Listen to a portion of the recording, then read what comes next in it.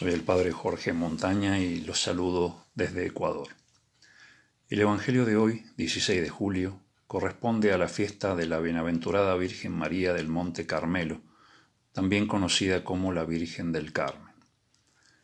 Lectura del Santo Evangelio según San Mateo, capítulo 12, versículos del 46 al 50.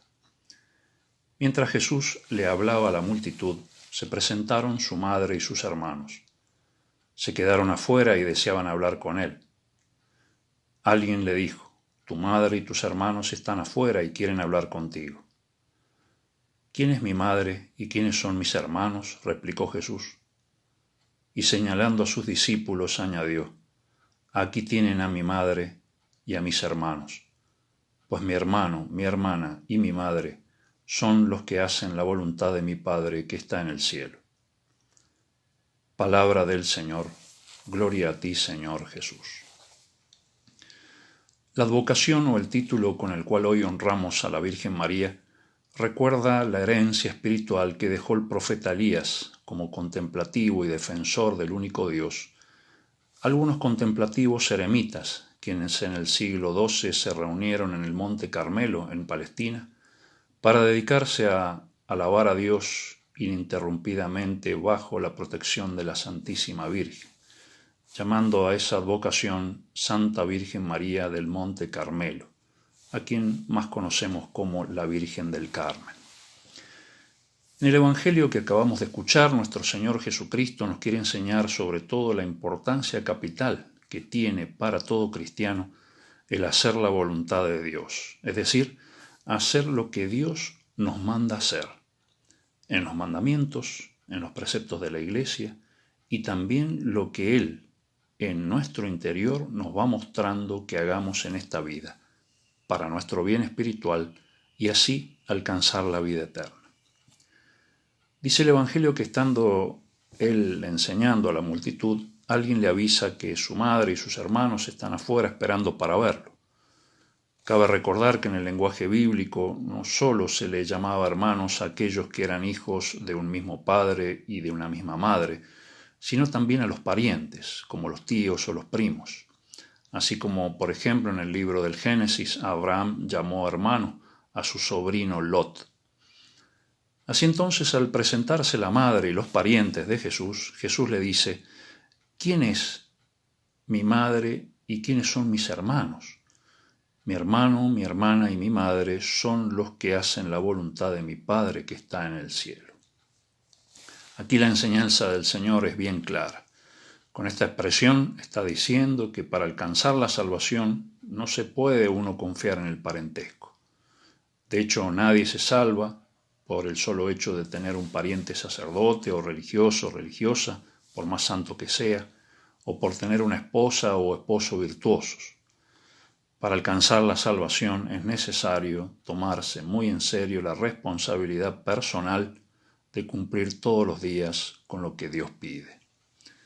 Dice San Juan Crisóstomo en un sermón: «¿Quién podrá gloriarse de encontrar su salvación en el parentesco? No hay más que una sola nobleza, el hacer la voluntad de Dios». Por eso afirma el Señor que cualquiera que hiciere la voluntad del Padre que está en los cielos, ese es su hermano, su hermana y su madre. Esto indica que si nos preocupamos de hacer siempre lo que Dios quiere, es decir, el bien, lo que dicen los mandamientos, lo que nos enseña nuestro Señor en los Evangelios, Cristo mismo nos eleva a la categoría de ser sus hermanos y hermanas.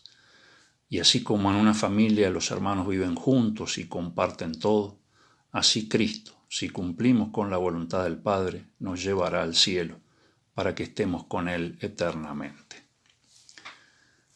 Para hacer ver la importancia de cumplir con la voluntad de Dios en el Evangelio que acabamos de escuchar, da, sin embargo, la impresión que Jesús como que rechaza a su madre, la Virgen, y da la impresión que prefiere seguir predicando y no quiere hablar con ella, que lo espera afuera.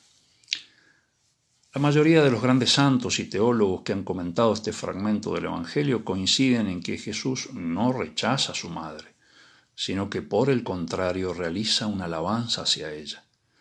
Porque precisamente, ¿quién más que la Virgen María cumplió siempre con la voluntad de Dios? Desde el momento en que el arcángel Gabriel le anunciara que sería la madre de Jesucristo, a pesar de todos los riesgos y consecuencias que ello traería, ella, aun siendo muy joven, aceptó la voluntad de Dios. Hágase en mí según lo que has dicho, le responde a Dios por medio del ángel. Y a lo largo de toda su vida, por cumplir siempre la voluntad de Dios, tuvo que afrontar muchísimas dificultades. Tuvo que huir a Egipto para que Herodes no matara a su pequeño hijo. Tuvo que salir a buscar a Jesús cuando éste se perdió en el templo.